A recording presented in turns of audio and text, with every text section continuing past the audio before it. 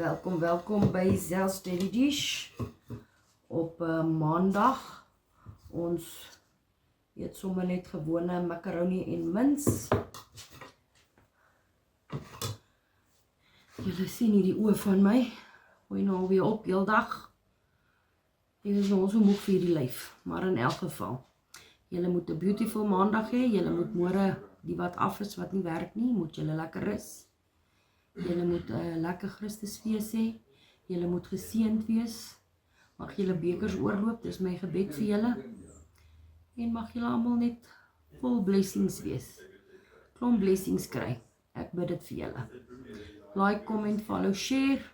En dankie dat julle my video's kyk. Laat weet my in die comments wat julle eet vanaand. En stuur my 'n foto as jy kan. Mooi dagie vir julle. Bye.